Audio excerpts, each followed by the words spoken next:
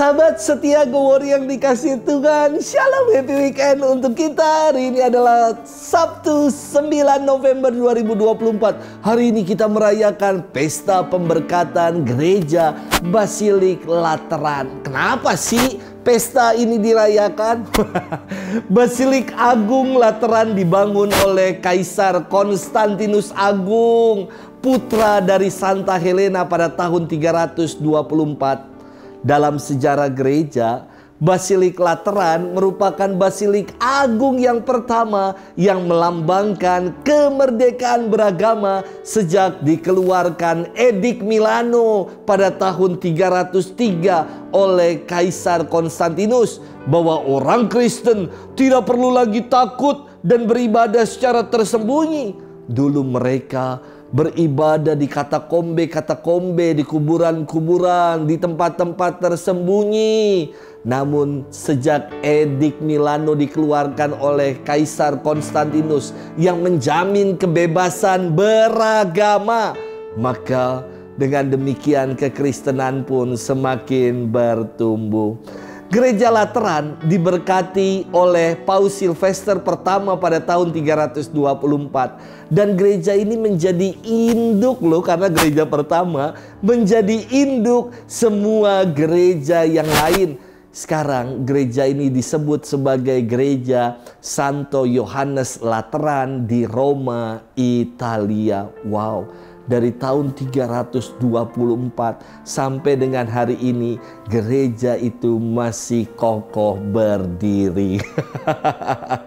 Selain kita mengenang dan memperingati pesta pemberkatan gereja Lateran, kita juga diajak untuk mensyukuri kemerdekaan, kebebasan beragama yang dialami.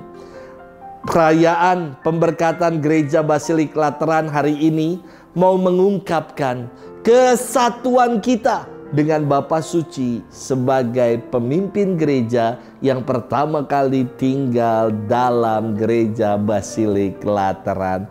Hari ini kita akan bersama merenungkan firman Tuhan yang diambil dari Injil Yohanes 2 ayat 13 sampai dengan 22. Kita siapkan hati kita. Haleluya, haleluya, haleluya. Tempat ini telah kupilih dan kukuduskan, supaya namaku tinggal di sana sepanjang masa. Haleluya, haleluya, haleluya. Tuhan bersamamu dan bersama rohmu. Inilah Injil suci menurut Yohanes, dimuliakanlah Tuhan.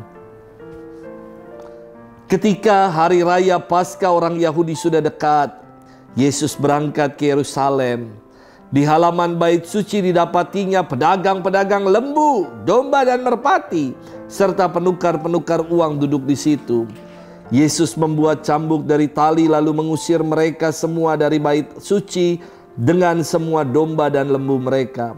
Uang para penukar dihamburkannya ke tanah dan meja-meja mereka dibalikannya.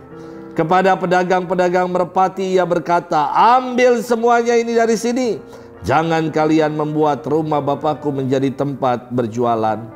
Lalu teringatlah murid-murid Yesus bahwa ada tertulis, "Cinta untuk rumahmu akan menghanguskan aku."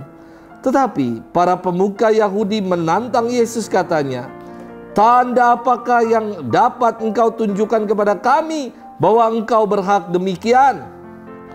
Jawab Yesus kepada mereka, "Runtuhkanlah bait suci ini, dan dalam 3 hari aku akan mendirikannya kembali."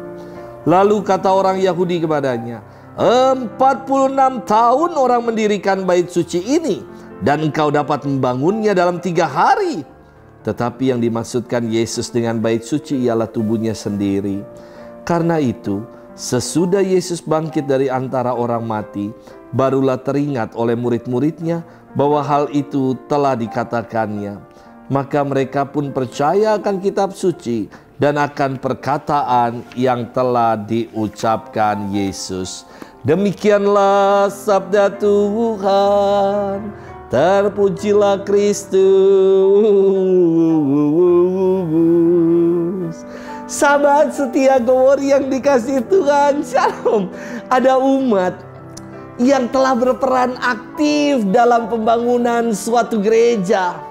Setelah gereja selesai dibangun, ia merasa tidak mendapat perlakuan yang baik, perlakuan yang spesial. Dirinya telah berjeri lelah loh, telah banyak berdonasi loh. Masa parkir khusus saja tidak disediakan oleh gereja? Emang gereja mall ada parkir eksklusifnya, ada parkir khususnya. Ini ayah-ayah wae ya, ada-ada saja. Sahabat setia Gowor yang dikasihi Tuhan.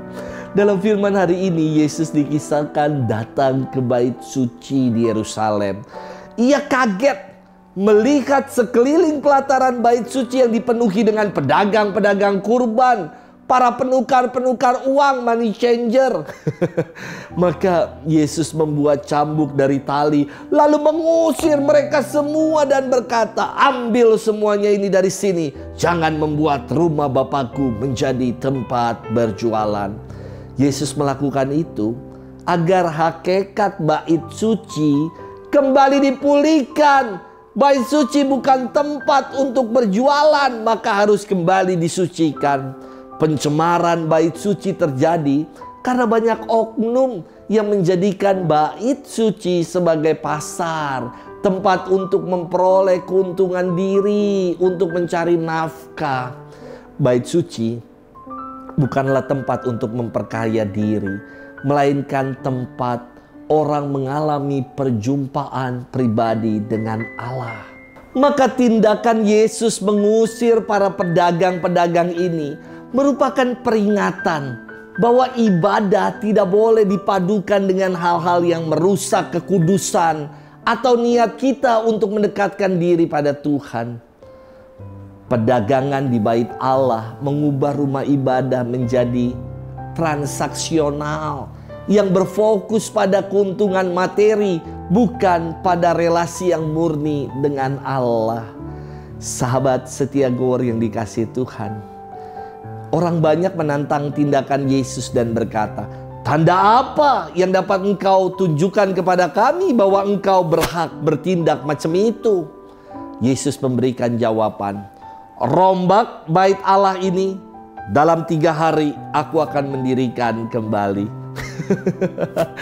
Mereka menertawakan Yesus, mereka mengolok-olok Yesus, dan mereka berkata, 46 tahun kami mendirikan, membangun bait suci ini.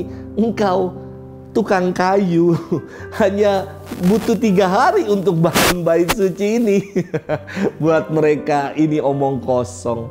Padahal yang dimaksudkan oleh Yesus sebagai bait suci adalah dirinya yang dikorbankan dan ia yang bangkit pada hari ketiga.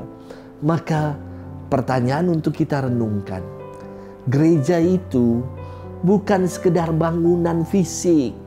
Gereja itu adalah kita. Gereja adalah persekutuan umat beriman. Maka apa andil kita dalam menyucikan dan memperbaharui gereja? Semoga kita turut andil dalam menyucikan juga memperbaharui gereja melalui sikap kita yang peduli dengan sesama, yang mau berbela rasa dengan sesama, dan kita mau bersaksi sebagai garam dan terang di tengah kehidupan. Selamat bermenung, happy weekend untuk kita. Tuhan memberkati kita selalu. Dalam nama Bapa dan Putra dan Roh Kudus. Amin.